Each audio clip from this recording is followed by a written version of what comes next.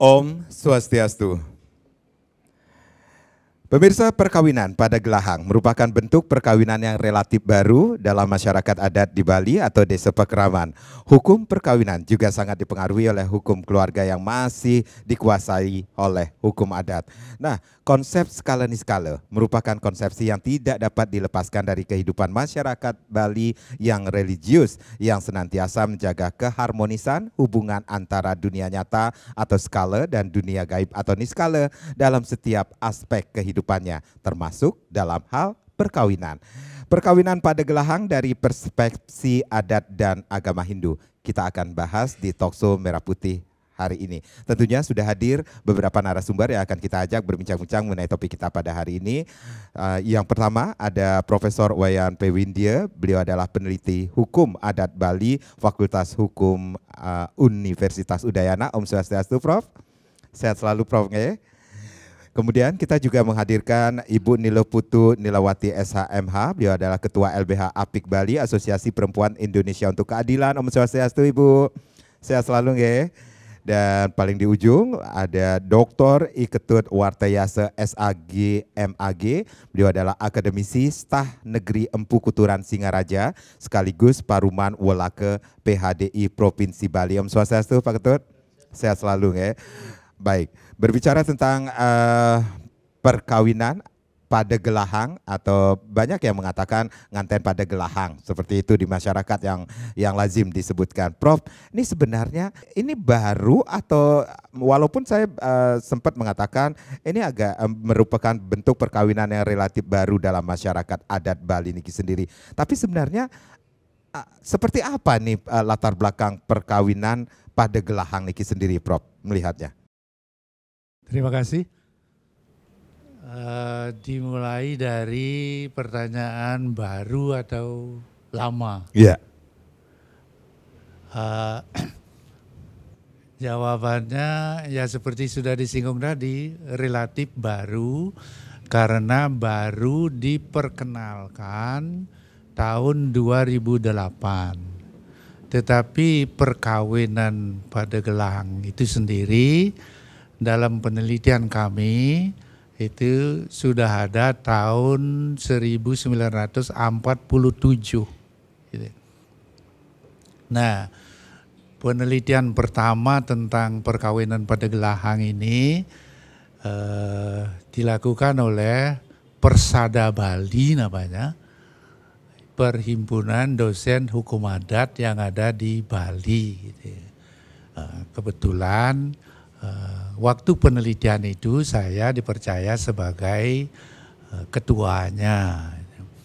Sesudah itu hasil penelitiannya dipublikasikan dalam bentuk buku dengan judul Perkawinan pada Gelahang. Itu juga diterbitkan sekitar tahun 2008-2009. Bisa dikatakan ini perkawinan sistem pada gelahang ini sendiri sebenarnya cukup lama juga, 1947 pun sudah terjadi sudah ada, seperti itu. Ya, sudah ada. Sudah ada. Tapi bahasanya gimana ya, mengkep gitu. Mengkep. Ya, tidak disampaikan secara terbuka seperti halnya melangsungkan perkawinan biasa atau bentuk perkawinan nyentane. Baik, nah selama perjalanan itu sendiri dari 1947 ternyata sudah ada perkawinan pada gelahang ini sendiri sampai akhirnya ini 2008 baru bisa dikatakan ini disahkan atau seperti apa? Bukan disahkan, tetapi diteliti. Ya, ceritanya sekarang ke latar belakang. Ya. Mengapa orang memilih bentuk perkawinan pada gelahang? Ini harus mulai dari pemahaman tentang sistem kekerabatan Kapuruse yang dianut oleh masyarakat hukum adat di Bali. Berdasarkan sistem kekerabatan Kapuruse itu garis keturunan darah ditarik atau mengikuti garis pihak yang berstatus Kapuruse. karena pada umumnya yang berstatus kapuruso itu laki-laki, maka sering dikacaukan seolah-olah gitu, sistem kekerabatan kapuruso itu mengikuti garis laki-laki. Gitu. Nah, berdasarkan sistem kekerabatan ini, di Bali hanya dikenal satu bentuk perkawinan. Perkawinan biasa. Perkawinan biasa itu sederhananya pihak wanita meninggalkan rumahnya dan masuk ke dalam lingkungan keluarga kapurusa atau yang berstatus kapurusa. Realitasnya masuk dalam lingkungan keluarga suaminya. Itu saja bentuk perkawinan yang ada sebagai konsekuensi dari sistem kekerabatan kapurusa yang dianut. Pertanyaannya, bagaimana halnya kalau satu keluarga tidak memiliki anak laki-laki atau semua anaknya perempuan? Dalam keadaan seperti ini, biasanya salah satu di antara anak perempuannya akan diubah statusnya menjadi kapurusa. Seorang perempuan yang statusnya diubah menjadi kapurusa disebut sentana rajag. Nah, kemudian apabila sentana rajag ini melangsungkan perkawinan, pihak laki-laki diajak ke rumah sentana rajag ini. Muncullah bentuk perkawinan yang kedua, perkawinan nyentana. Itu ceritanya. Nah, kan sudah terjawab, orang yang punya anak perempuan saja tidak perlu takut. Masih memungkinkan mempertahankan sistem kekerabatan kapurusa dengan jalan mengubah status salah seorang anaknya yang perempuan menjadi kapurusa. Ingat, yang diubah statusnya, sama sekali tidak ada operasi kelamin gitu. Itu statusnya saja yang diubah gitu. Konsekuensinya anak perempuan yang berstatus kapurusa ini yang disebut sentana rajag ini tetap berada di rumahnya, sementara pasangannya yang diajak kawin masuk ke dalam lingkaran keluarga pihak yang perempuan. Terjawab kan? Ya.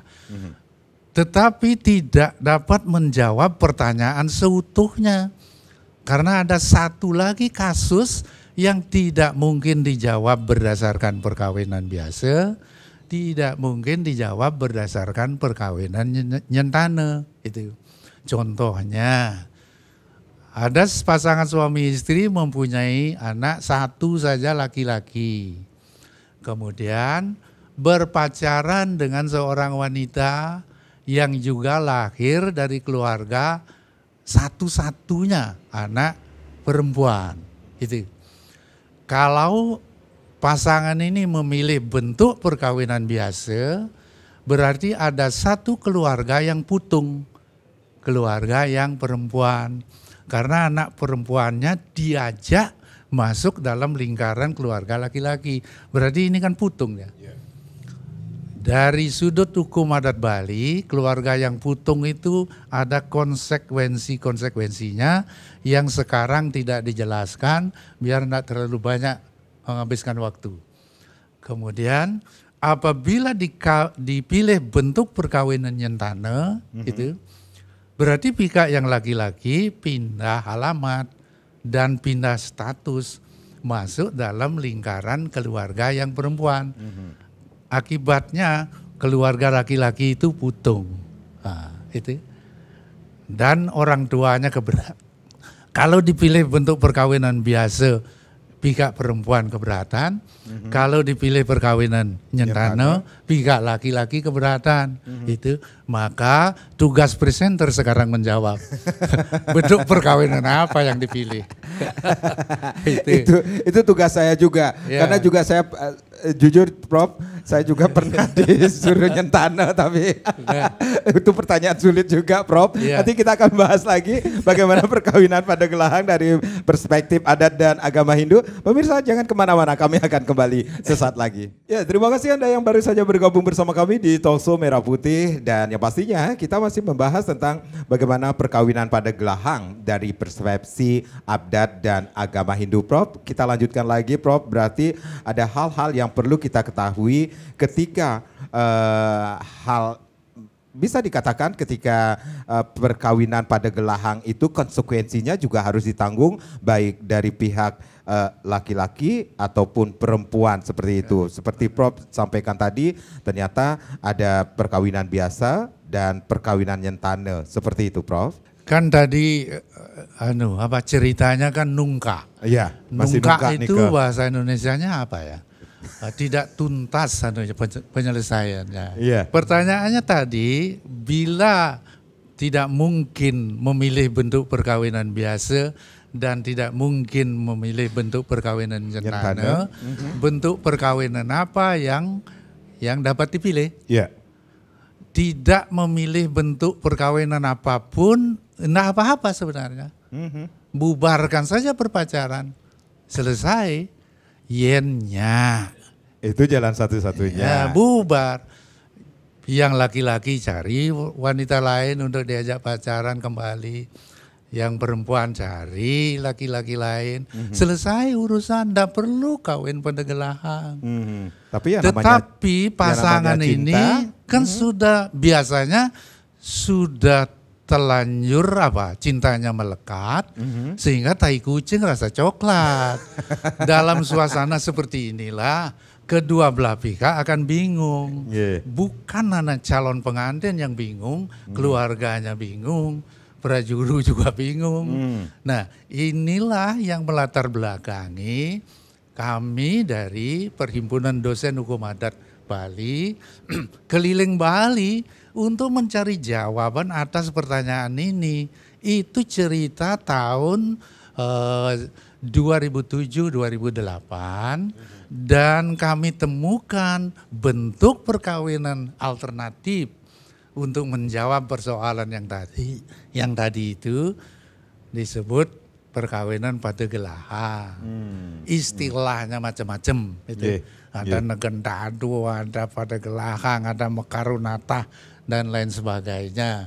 Tetapi karena hasil penelitian itu dibukukan dan bukunya dipublikasikan dengan judul perkawinan pada gelahang, akhirnya perkawinan pada gelahang lah yang paling populer. Sementara istilah-istilah lainnya nyaris tak terdengar.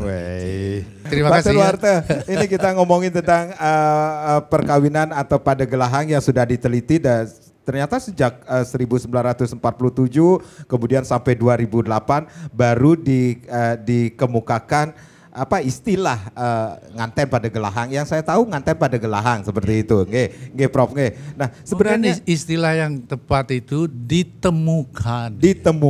Akhirnya tidak ditemukan. Ditemukan istilah tersebut seperti ini ke Prof. Nggih. Pak Tut, niki kalau kita berbicara tentang bentuk perkawinan menurut hukum adat di Bali niki sendiri seperti apa yang harus diketahui oleh masyarakat Bali niki sendiri, Pak Tut?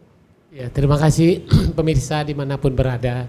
Sebenarnya saya mengulang sesungguhnya hal ini sudah berjalan sebagaimana yang dikatakan tadi oleh senior saya, oleh Bapak Prof Wayan ini.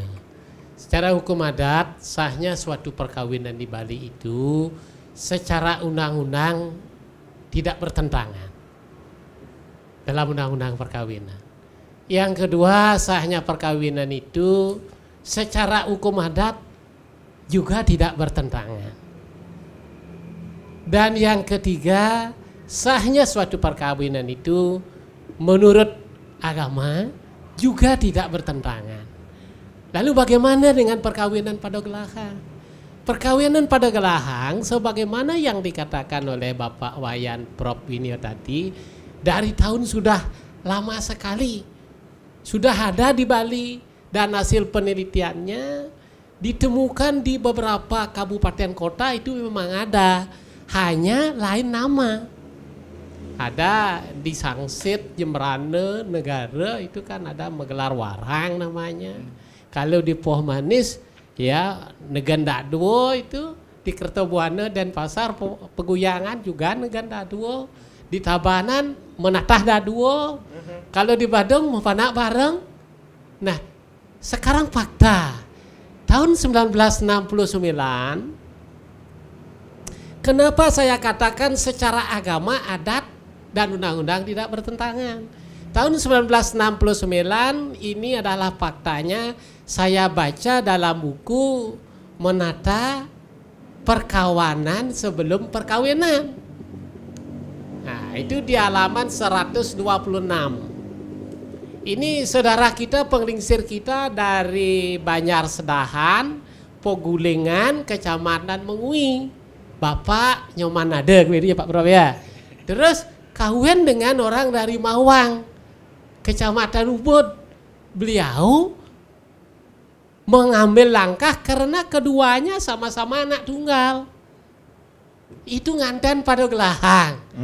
Tahun 69. Ya. Diperkuat lagi tahun 69. Kepala Kantor Wilayah Kementerian Agama di halaman 127 saya baca di buku Menata Perkawanan Sebelum Perkawinan itu dari Bapak I Gusti Ketut Kaler menyebut perkawinan pada Gelahang itu adalah perkawinan sistem parental.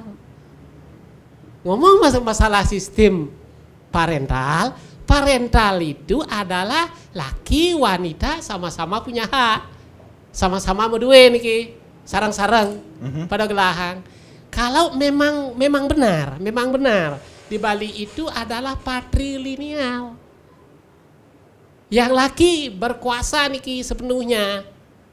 Tetapi sejalan dengan perkembangan teori perubahan sosio-kultural dari K. Sanderson, perubahan itu kan bisa mulai dari teknologi. Sekarang bisa diakses di mana-mana ini terjadi perkawinan ini. Kalau kita lewat lagi ke tetangga sebelah, kalau ke Minangkabau, itu matrilineal yang wanita berkuasa penuh. Sekarang pertanyaannya yang terjadi di Bali, di sini terjadi pro dan kontra. Tetapi sesungguhnya secara agama bahwa itu sah. Ada Banten manusia saksi, dewa saksi, buddha saksi, kan begitu? Manusia saksi, saksinya siapa? Disinilah undangan manusianya, terutama prajuru desa adat. Saya tambahkan. Kalau bandesanya tidak bisa hadir, bisa yang di bawahnya itu jadi saksi. Jangan dong dihalangi tujuan perkawinan. Karena pertujuan perkawinan secara agama Hindu di dalam Menawa Dharma Sastra Adhyaya 9.96 disebutkan untuk melanjutkan keturunan praja. Melanjutkan keturunan. Nah, terus suami istri melakukan dharma sampati, melakukan kewajiban sesuai dengan dharmaning, bagaimana dharmaning suami. Kalau nganten pada Gelahan ini semuanya berstatus purusa itu. Masalah yang kedua, pertanyaannya ini banyak. Kalau nanti nganten pada Gelahang sironikel numadi, itu pertanyaannya. Terus yang kedua, kalau saya bisa jawab, mohon maaf tolong diluruskan Prof. Ya. Kalau ngomongin numadi, kalau sudah status kapurusa sama-sama, kalau secara logika, secara keilmuan kan di status purusa yang numadi, kan begitu? Ya. Terus yang kedua, kalau nanti meninggal, di mana akan diaben? Di jekeng lingehang dewaya, kan begitu? Ini pertanyaannya. Wah, tentunya ini sulit. Kalau memang sulit, saya sebelum jawab itu bagaikan ini saya baca di dalam buku Menata Perkawinan Sebelum Perkawinan, semoga tidak terjadi, kan begitu. Yeah. Kita umpama punya anak, nasib kita jelek, anak kita tanpa anus. Jelas kita ingin untuk melanjutkan keturunan. Kalau nanti tidak dibuatkan anus oleh dokter atau oleh ahlinya, jelas meninggal anak kita. Kalau kita sekarang acu pada tatwa, pada adiparwa, sang jarat karu itu mau gantung, ya, atmanya di atas tiang petung, lalu digigit oleh seekor ini, apa namanya, tikus. Tidak ada kawah di bawahnya, karena keturunannya tidak mau melanjutkan keturunan. Kalau kita lihat lagi di Slokantara, Sloka 2, pentingnya anak itu begini, saya terjemahkan bebas. Membuat sebuah telaga untuk umum. Sebuah telaga untuk umum dikalahkan oleh, artinya nilainya lebih baik daripada membuat atau menggali 100 sumur. Selanjutnya membuat sebuah yatnya dikalahkan orang yang membuat telaga 100, yang 100 telaga dibuat dikalahkan, lebih bermanfaat yatnya itu. Tapi yang lebih mengalahkan, satu orang anak yang dihasilkan dalam perkawinan itu lebih mengalahkan 100 yatnya itu. Itulah pentingnya seorang anak. Kalau sekarang yang tadi kepada ilustrasi tadi, kita mengambil jalan menentang, yang menentang ini mungkin dalam tanda kutip orang yang mempunyai anak kebetulan nasibnya beruntung, anak lakinya sekian, wanitanya sekian, kan beruntung. Bagi kalangan yang belum punya anak, kembang-kembangkan dia harus pilih apa? Baik. Lalu siapa reinkarnasi? Saya tambahkan lagi sedikit. Ya. Siapa reinkarnasi? Saya pakai ilustrasi. Bagaimana halnya bagi yang tidak punya anak mengangkat anak secara nasional? Lalu anaknya itu siapa yang reinkarnasi? Artinya secara Hindu, perubahan itu akan sejalan dengan perkembangan ilmu pengetahuan. Walaupun di dalam Menama Dharma Sastra itu disebutkan di bab 3.2 ada 8 bentuk perkawinan. Di 8 bentuk itu tidak masuk nganten pada gelahang itu. Yang pertama saya katakan Brahmana atau Brahma Wiwaha itu menyerahkan seorang gadis kepada yang ahli Weda. Tapi di zaman sekarang ini apa? Apa ada kan begitu? Daiwa Wiwaha memberikan kepada orang yang melaksanakan upacara pemimpinnya. Arsa Wiwaha menjodohkan Prajapati dan seterusnya ini ada 8. Tetapi sejalan dengan perkembangan ilmu pengetahuan, ini artinya perkawinan pada gelah ini ada 3 asas yang harus dipenuhi. Asas paksa. Paksa ini keadaan terpaksa, tidak ada pilihan, saya harus memilih. Kalau saya tidak pilih, punah keturunan saya. Ya kalau keturunan saya mau jadi manusia, benjang dari bojo kan dah. Sing ada nganten cuma. Kedua, asasnya ini lascarya. Ikhlas. Kedua belah pihak ikhlas ini. Baik. Dan yang terakhir, ya ini, sebelum perkawinan pada gelahan minimalnya ada 3 hal yang dijalani. 1, masa pengenalan. Kenal dulu orangnya, jangan bohong dong, saling membohongi, terbuka. Yang kedua di sini kita di dalam pepadikan, kedua belah pihak di pepadikan, si mempelai wanita, lalu pewarangan. Setelah itu kepengurusan desa adat, disinilah tuangkan apa beratnya, apa plus minusnya. Sebagaimana dikatakan oleh Pak Prof, memang kalau sudah anak-anak bagaikan semaro lulut, tidak bisa diputuskan cintanya, bubar tidak mau, disuruh pacaran seumur hidup tidak mau, pokoknya saya nganten gitu Pak. Inilah menurut saya solusi, karena tidak menyalahi aturan. Dan yang ketiga, kalau saya pandang secara akademis, kebetulan saya adalah seorang pengajar, ini tidak salah. Karena ini penelitian, ada sudah dalam bentuk skripsi, ada dalam bentuk tesis, ada dalam bentuk disertasi. Yang terakhir, ini semoga ditonton oleh bapaknya, oleh Bapak Wayan Artadipo. Beliau adalah mantan wakil Bupati Karangasem. Judul tesisnya sejalan dengan nganten pada gelahan, salah disertasinya nganten pada gelahan. Nah, kalau secara saya orang Parisade, sebenarnya ini ya tidak masalah solusi. Tapi kalau bisa, ya kalau bisa memang ini adalah sulit. Tapi kenapa kita takut jadi manusia menghadapi hal yang sulit kalau sudah terpaksa? Gitu. Baik. Nanti kita akan lanjutkan lagi. Ternyata ada hal-hal yang perlu kita bahas tentang perkawinan pada gelahang ini. Ada tiga asas yang perlu dilaksanakan, termasuk pemaksaan tersebut, kemudian ada lasarya atau ikhlas dan juga lasarya itu sendiri, kemudian ada satya, itu yang harus dilakukan. Kami akan kembali saat lagi.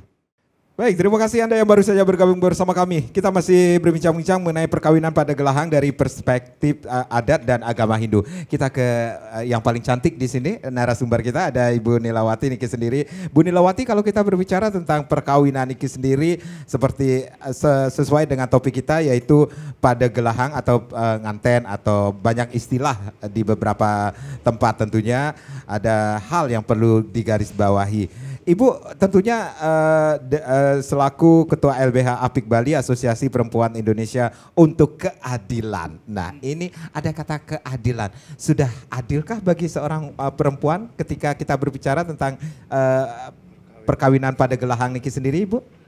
Baik. Mungkin yang di sini karena yang melakoni gitu ya. Karena melakoni ya daripada PPG itu tadi, perkawinan pada gelahang yang disebut. Wah, ada istilah PPG lagi nih. Tadi ya. Jadi benar ya. Ini bentuk perkawinan yang ditemukan dengan hasil penelitian. Dan ini sangat berkeadilan bagi perempuan dan keluarga yang memiliki anak perempuan saja. Seperti saya sendiri, sangat berkeadilan. Nah, keadilannya dari sisi mana, Ibu? Keadilannya dari sisi ya menganut asas parental. Tadi Prof ini menyampaikan bahwa kita Bali ya pada dasarnya menganut sistem kekeluargaan yang patrilineal. Gitu ya. Jadi kepurusan itu biasanya di pihak laki-laki. Tetapi dalam memilih bentuk perkawinan ini ya, ini menganut parental. Jadi sejajar, di mana anak perempuan dan anak laki-laki si mempelai ini dia memiliki dua status di tempat yang berbeda. Di asalnya ya si anak perempuan ini dan juga si anak laki-laki ini dia berstatus kapurusa di rumah asalnya, di banjar adatnya. Tetapi di rumah pasangannya ya dia berstatus perdana. Itu. Jadi dia double status. Kalau dikatakan misalnya kayangan 3 setre, jadi dia boleh punya 2 tempat setre. Gitu ya. Dia 2 punya desa adat, dia 2 punya kayangan 3. Terserah dia memilih nanti di mana. Gitu ya, untuk menjawab pertanyaan-pertanyaan selanjutnya. Dan untuk anak-anaknya Niki ya, karena penting rasanya yang disampaikan oleh Pak Doktor dan juga berkat membaca bukunya Prof ya, menata perkawinan sebelum perkawinan nih. Jadi kita berkawan dulu Niki, berkawan dulu ya. Kita kira dalil apa yang kita tuangkan tentu dalam bentuk surat perjanjian ya. Apabila dia punya anak yang pertama, ya, kalau perjanjian saya nih selaku praktisi yang mempraktekkan perkawinan ini pada anak saya, anak yang pertama ada di tempat tiang, berarti anak tiang yang perempuan puruse di rumah tiang. Gitu. Dengan lahirnya anak tiang, cucu tiang yang pertama ini, ya, untuk meyakinkan bahwa kita tidak ada lagi pertanyaan sire yang numitis, gitu. Ya. Nah nike tiang sepakat sama warang, kalau memang di tempat tiang yang mengupacarai, tiang juga yang meluasang siapa yang numitis cucu tiang. Jadinya ya selama anak niki di hari-harinya juga dikubur di rumah tiang ya, di pas anak perempuan tiang berstatus puruse, tiang juga menjalan meluasang, jadi otomatis leluhur tiang ya, karena kan ikatan emosional seseorang, disitulah akan lahirnya roh. Nah, seperti itu. Berarti purusa tiang, leluhur tiang yang numitis cucu tiang yang pertama, yang tiang upacarai di rumah tiang. Nah, kebetulan cucu tiang yang kedua, nah niki giliran warang tiang. Nah, warang tiang ya, cucu tiang Rike diupacarai, terus ari-arinya juga dikubur di rumah warang tiang. Hanya warang tiang yang menjalan meluasang. Ya, juga leluhurnya dia yang ya numitis atau numadi. Berarti di antara kami berdua ya, keluarga berdua niki, keluarga tiang dan keluarga warang, tidak ada pertanyaan itu di luar durusa. Nah itu. Nah kemudian juga pada saat melakukan upacara nika, ya pada saat melakukan upacara kami tidak menggunakan tata cara perkawinan. Ya, Prof tadi beliau menyebut 3 bentuk perkawinan. Biasa nyeburin PPG atau pada gelahang. Yeah. Kemudian cara kita melakukan perkawinan ada 2 yang masih bertahan, memadik atau ngeroron. Meleganang sudah hilang. Nah kami tidak memilih caranya karena keluarga besar kami pada waktu itu de banget pana ngide ngujang saling ngide yang pana ide pocol nyanan PPG begitu saudara kandungnya suami. Terus di sana juga gitu. Nah duh besaling ide gitu jadian ten saling ide niki gitu. Nah. Cuman kita menentukan hari baik kapan kita melakukan perkawinan di mana dulu. Nah pada saat melakukan upacara, dan kebetulan di daerah kami itu Banten itu juga berbeda, sesayut anten itu juga berbeda. Ada sesayut muani, ada sesayut luh. Pada saat niki natab, ya perkawinan niki di rumah tiang, anak tiang yang ber-100 purusa niki walaupun dia jenis kelaminnya laki-laki belum diganti seperti yang disampaikan Prof ya karena dia perempuan gitu. Padahal statusnya kapurusa di rumah. Dia berada di belakang tepat napi wastane sesayut laki-laki. Kemudian dia juga yang memegang keris di saat mekale-kalan metusuk-tusukan niki. Jadi menantu tiang yang sebagai perdana di saat upacaranya di rumah tiang. Yang laki-laki membawa ininya. Membawa tamas apa namanya itu? Ya gitu. Ya gitu. Kayak gitu. Terus kalau menatap dia di sana di warang anak tiang sebagai perdana. Jadi kenten. Dia juga tidak ada upacara waktu zaman nikah masih rancu antara mepamit dan ngatur piuni. Karena waktu nikah dalam dalam perkawinan nikah wajib ngaturang tipat bantal. Ya, kenten. Jadi tiang tidak lakukan nikah. Tidak tiang lakukan upacara mepamit. Ibu Nelawati, ada yang menarik sekali di sini, ada semacam surat perjanjian. Ini berarti harus ada saksi, notaris seperti itu yang memperkuat. Pertama saksinya kan yang melakukan perjanjian mereka berdua niki mempelai. Saksinya yang di rumah tentu kedua belah pihak orang tua. Baik. Setelah itu ya kami minta saksi ke perjuru dinas otawi adat di 2 desa. Baru pertengahan setelah kami punya cucu mau lahir, baru tiang warmek di notaris. Perjanjian itu. Baik, baik. Saya mau ke Prof. Prof, ini apakah sudah terakomodasika aspek hukum perkawinan pada gelahang ini oleh kantor pencatatan perkawinan di Bali ini sendiri, Prof? Melihatnya? Kalau dalam hubungannya dengan hukum nasional kan tidak mengenal bentuk perkawinan. Nggak ada kawin biasa, nggak ada kawin nyentano, itu nggak ada dalam di undang-undang perkawinan nggak ada itu. Itu khusus untuk hukum adat Bali. Sesudah itu dulu memang di akte perkawinan itu ada catatannya yang berupa pilihan bentuk perkawinan.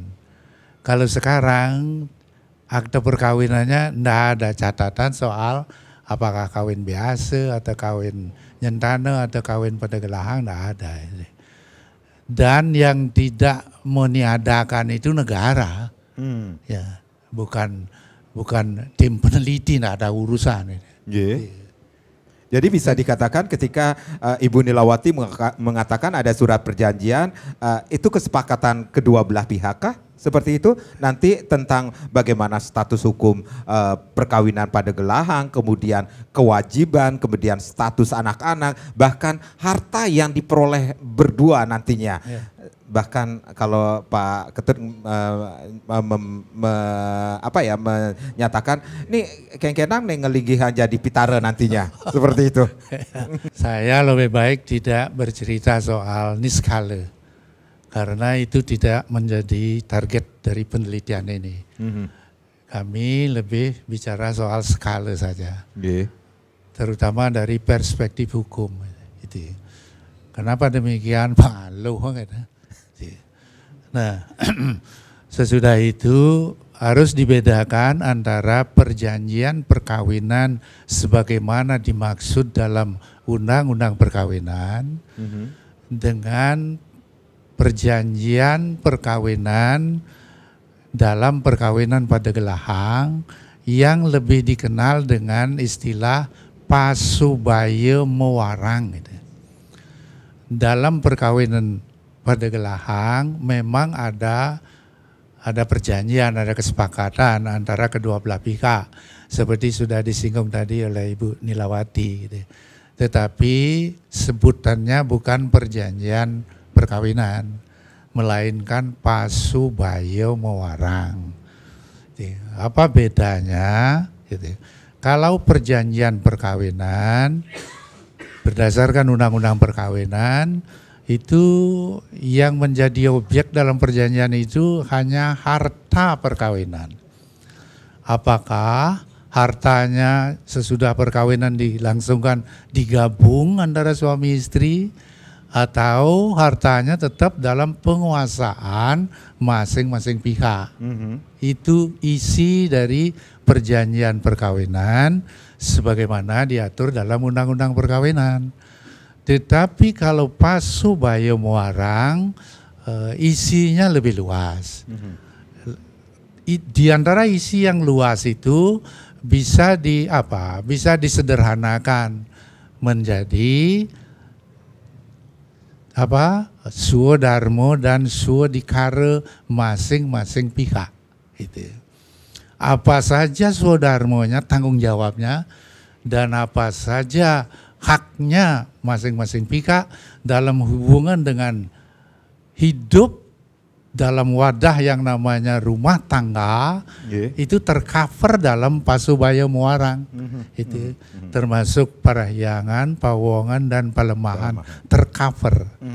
Perjanjian perkawinan tidak seperti ini. Jadi peristilahannya pasubaya mewarang. Sesudah itu substansi yang tercover sudah dijelaskan tadi. Kalau ada yang belum supaya ditanyakan. Kalau tidak ada pertanyaan kan susah menjawab. Ya? Baik. Ibu Nilawati, sampai saat ini berarti perkawinan baik-baik saja, aman-aman saja Bu. Tidak ada hal-hal yang perlu dikhawatirkan Bu? Astungkara berjalan baik. Ya, tapi yang mungkin yang bisa ginikan dikit terkait perjanjian mewarang nikah, ya. Pasubayan mewarang nikah, jadi benar kita tidak menyangkut harta, Made, tidak menyangkut harta. Ya. Di situ hanya ada kesepakatan di awal bahwa mempelai memilih bentuk perkawinan apa dengan segala konsekuensi hukumnya. Nah, gitu yang diterapkan. Berarti apa konsekuensi hukumnya dia harus ikuti dengan memilih perkawinan itu. Baru pembagian anak. Ya. Jika dia ada satu anak, tentu nanti akan ditentukan oleh orang tua setelah anak itu dewasa. Kalau satu anak. Nah, kebetulan dalam anak tiang niki ada 2 anak. Ya. Jadi hanya yang anak pertama dan kedua kita tentukan. Jika nanti ada yang ketiga, itu silahkan. Dibebaskan kepada anak setelah dia dewasa, umur 18 tahun. Dia mau di mana? Secara hukum nasionalnya. Ya, secara hukum nasional. Baik. Dan dalam perjanjian tiang. Nah, jadi jika nanti misalnya anak harus maunya di purusenya di tiang, durusang atau di warang lurusang. Nah kebetulan dalam pencatatan perkawinan pada waktu itu memang sudah hilang. Kalau zaman dulu pernikahan itu ada apa blanko daripada catatan sipil itu puruse. Ya zaman saya gitu, zaman saya. Yang berstatus sebagai puruse adalah siapa? Suami. Ya. Terus makin ya kebetulan anak tiang niki tidak ada. Baik. Ya, tidak ada status seperti itu. Di samping itu kita siasati pada waktu itu yang sudah berpikir karena nanti yang akan dicatat ini adalah sulingeh yang muput. Tiang sengaja memilih satu sulingeh memuput di 2 tempat perkawinan. Sehingga dalam akte perkawinan dia tidak saling salah. Yang mana dicatat orang sulingnya sama. Baik, Ibu. Ada ribut. Gitu. Jadi kita harus pikirkan sampai sulingnya yang muput kalau bisa satu orang. Nanti kita akan lanjutkan lagi. Ibu, kita break dulu, kita rehat sejenak pemirsa. Jangan kemana-mana, kami akan kembali sesaat lagi. Ya, kita masih dalam dialog yang cukup menarik sekali, perkawinan pada Gelahang dari persepsi adat dan agama Hindu tentunya. Bu Nilawati, banyak yang mengatakan seperti itu. Ini yang melakoni sih enjoy aja sepertinya ya. Ini berat nganten pada Gelahang dua negen adat seperti itu. Adakah kepikiran seperti itu sebelumnya, Bu? Kalau makin karena napi wasanya tiang ya masih juga bisa melakukan kewajiban adat di daerah tiang, di desa tiang. Kemudian juga pas warang juga masih sehat ya, dia melakukan kewajiban. Anak belum begitu ini dia, belum begitu inten dalam melakukan kewajiban adat, belum begitu inten. Tapi aman-aman aja. Aman-aman saja. Aman aja. Sampai cuman saat ini. Mungkin ya yang lebih lanjut ya. Ini kan penelitian yang ditemukan oleh Prof. Pernah ada seseorang ya karena terkait pembagian harta mempermasalahkan perkawinan ini. Pernah ya di tahun 2008 ya itu ada putusan pengadilan negeri bahwa perkawinan ini sah, tidak ada melanggar undang-undang perkawinan. Kemudian tahun 2011 juga ada putusan Mahkamah Agung. Kemudian 2013 ada juga putusan PK.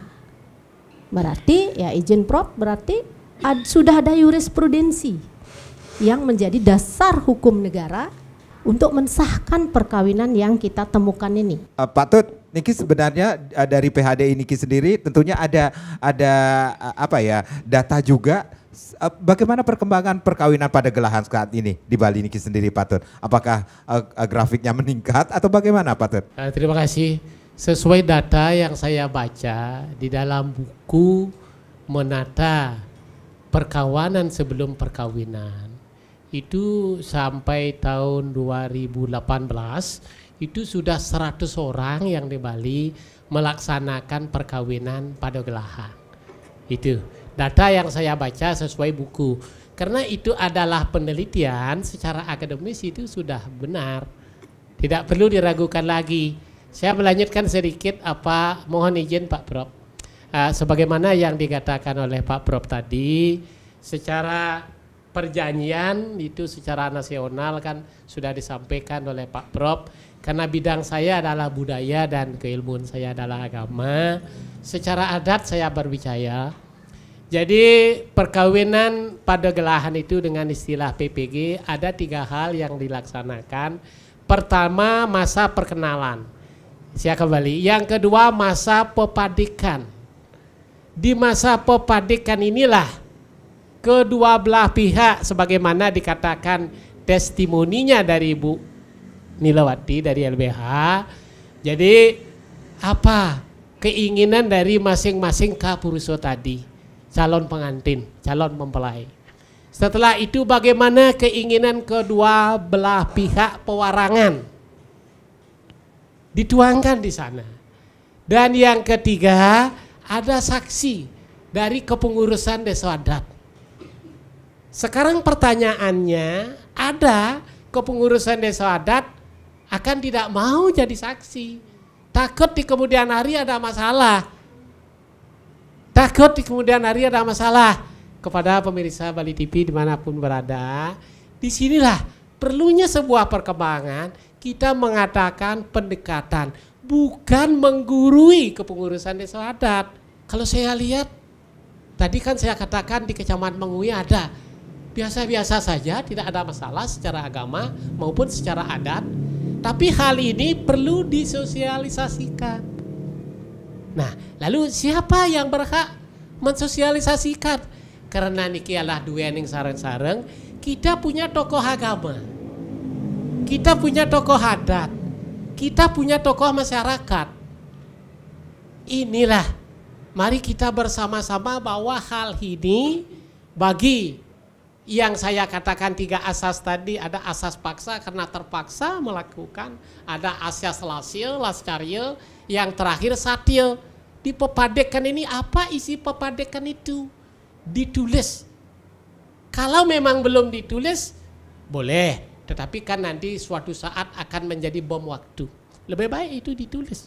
Perkawinan PPG ini menurut secara akademis, dari pandangan saya, tidak masalah. Baik. Tapi, sekarang ada tapi. Bagaimana halnya Ibu tadi bilang dengan triwangse. Kan begitu? Ini masalah. Tapi sekarang kalau itu sudah dipandang masalah, bubar aja pacaran kayak ada apa bro. Atau ngajak metunangan seterusnya. Atau berikan punah. Kan campur keturunan kita.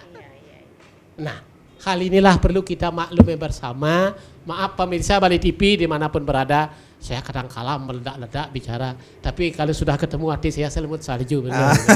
Benar. Nah ini Ibu Nilawati, ini kalau kita berbicara tentang apa perkawinan pada gelahang yang sudah dilakoni oleh seorang Ibu Nilawati Niki sendiri, ternyata memang tidak serumit yang dipikirkan seperti itu. Tidak serumit dan memang kita persiapkan. Nah, persiapannya itu yang perlu, ya, Bu. Perjanjiannya itu dan pemahaman kedua belah pihak. Apa yang perlu dipersiapkan bagi masyarakat yang one day mungkin seperti Pak Ketut mengatakan ini angkanya cukup tinggi loh di Bali Niki sendiri. Apa yang perlu dipersiapkan untuk melaksanakan sistem perkawinan pada gelahang Niki sendiri? Kalau acolohan tiang Niki, persiapan saya pada waktu itu ya, karena ada bukunya Prof yang menyatakan bahwa perkawinan pada gelahang ini sebaiknya mendapat izin dari keluarga kandung atau saudara kandung suami. Nah, kebetulan suami tiang bersaudara kandung 4 orang laki-laki. Dia paling kecil. Tiang minta persetujuan saudara kandung suami tertulis dan ditandatangani. Kebetulan niki saudara suami tanda tangan semua. Gitu. Nah, jadi itu persiapannya, persetujuan itu kita dapat. Setelah kita dapat, ya sama-sama saudara suami kita menghadap ke perjuru, baik adat maupun dinas. Kebetulan perjuru mau, gitu. Akhirnya tiang lakukan itu persiapan. Dan di perjanjian tiang matangkan. Anak pertama di mana, anak kedua di mana, terus anak ketiga nanti gimana. Tetapi tiang belum menyebut di sana nih soal harta. Baik. Nih soal harta. Dan sekarang Niki, ya anak tiang, dia sudah membeli rumah sendiri Niki, berdua. Membeli rumah sendiri, guna kayanya sendiri, bahkan dia kakak sendiri dia. Berempat sama anaknya. Walaupun anaknya itu statusnya satu di tiang, statusnya satu di keluarga Warang. Tapi kakaknya tetap masuk di dia. Karena kewajiban sebagai orang tua itu tetap. Itu secara nasional nih, kewajiban ayah dan ibu. Sedangkan di kita ya, kepurusan itu tadi hanya di hukum adat yang meneruskan nanti mengupacarai merajan dan lain sebagainya, atau kewajiban kita di desa atau di pura dan lain sebagainya. Itu maksudnya yang kepurusan gitu. Tapi kewajiban dia terhadap anak-anaknya ini tetap, bahkan dia membuat kakak sendiri. Pelaku perkawinan pada gelahang ini atau PPG ini, dia wajib memberikan edukasi juga kepada anak-anaknya dan memberikan wasiat kepada anak-anaknya di mana dia mau diupacarai, di mana dia mau dilinggihkan, sehingga nanti tidak ada permasalahan ya, keluarga lain atau masyarakat dijawab benang mani nikah dijak kena panten wenten kenten. Ya, berarti semua keluarga lah kedua belah pihak niki harus saling mengerti. Apa sih yang kita kesepakati bersama. Baik, Prof, apa yang mesti dipahami dari masyarakat kita, masyarakat Bali kita tentang perkawinan pada gelahang niki sendiri, Prof? Ya. Sebelum menjawab pertanyaan itu, ada beberapa hal yang perlu disampaikan. Yeah. Tadi disinggung soal membagi anak. Kalau bahasa halusnya, yang dibagi itu tanggung jawab, atau swadharma. Anak itu tetap adalah anak orang tuanya, cucu dari kakek neneknya, tetapi tanggung jawabnya berbeda, gitu. Supaya lebih lembut penampilannya. Kemudian soal jumlah pasangan yang melangsungkan perkawinan pada gelahang, Pak Ketut sudah menyinggung tadi, gitu. Dalam catatan saya, kalau di buku itu rasanya 123, tetapi sekarang kurang lebih 140. Yang ketiga, pertanyaan ini buat pertanyaan sendiri, bagaimana sebenarnya hukum adat Bali mengatur tentang ini. Sebelum tahun 2010 itu tidak ada, boleh dikatakan tidak jelas aturannya. Memang kalau hukum adat itu kan memang tidak jelas, tapi ini lebih tidak jelas lagi. Sejak tahun 2010, Majelis Utama Desa Pekraman mengeluarkan keputusan yang mengakui keberadaan perkawinan pada gelahang. Dalam arti, bila calon pasangan suami istri tidak mungkin untuk melangsungkan perkawinan biasa, tidak mungkin melangsungkan perkawinan nyentano, dimungkinkan untuk memilih bentuk perkawinan pada gelahang. Begitu bunyi keputusannya tahun 2010. Gitu. Apa yang sudah diatur tahun 2010 dipertegas lagi berdasarkan keputusan Majelis Desa Adat. Kalau dulu kan Majelis Desa Pekraman, sekarang Majelis Desa Adat. Itu nomor keputusannya nomor 4 tahun 2023. Judul keputusannya perkawinan, perceraian, dan pewarisan. Apabila pemirsa membaca dengan cermat putusan itu, akan ketemu bentuk perkawinan itu yang sebelumnya 3, sekarang menjadi 4. Ya. Sebelumnya 3 ya? 2. Sebelumnya 2. Ayo terus. 3. Nah, sekarang menjadi ya. Tetapi selain itu ada bentuk-bentuk perkawinan yang sudah ketinggalan atau ditinggalkan. Baik. Gitu, ya. Nah, sesudah itu saya menjadi lupa pertanyaannya. Apa yang harus diketahui oleh diketahui tadi oleh sudah disinggung oleh Pak Ketut. Ya, bahwa ada 3 asas yang perlu diperhatikan. Yang pertama paksa, yang kedua lasya, yang ketiga satya. Pak Tut, ada yang ingin disampaikan untuk closing statement kita perkawinan pada gelahang ini sendiri, Pak Tut? Silakan. Terkait dengan perkawinan pada gelahang, pemirsa, sebelumnya ada satu PR menurut kacamata saya. Sahnya suatu perkawinan itu kan menurut agama. Tapi sampai hari ini perkawinan kita di Bali itu yang menjadi manusia saksi utamanya adalah bendesa adat. Sedangkan di saudara kita, baik itu di Konghucu, Katolik, Protestan, Buddha, di Islam, semua adalah majelis agamanya. Ini adalah PR, bukan saya nanti harus memakai orang lain, enggak. Ini PR.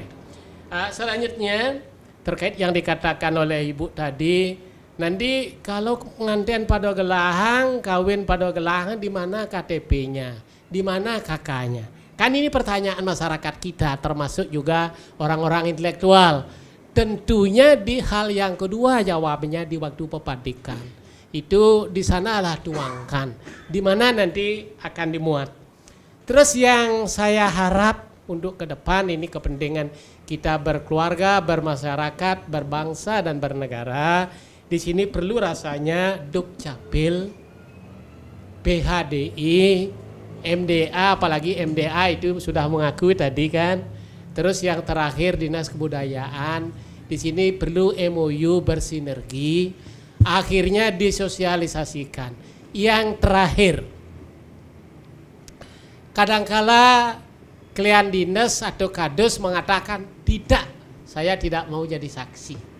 Alasannya bagaimana nanti di suatu hari, ini belum ada, tinggal baca buku Nganten Padogelahang atau buku yang judulnya Menata Perkawanan Sebelum Perkawinan, ditambah dengan undang-undang perkawinan, ditambah dengan hukum adat Bali dan sesuai dengan adat yang ada di Bali. Seperti itu dulu Pak. Baik, tarik garis besarnya adalah hukum adat Bali mengatur atau mengatur PPG niki sendiri atau perkawinan pada gelahang niki sendiri tahun 2010 pun PPG diakui oleh PHDI, dipertegas lagi dengan keputusan dari MDA nomor 4 tahun 2023.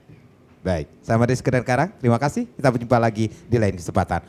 Om Santi Santi Santi Om.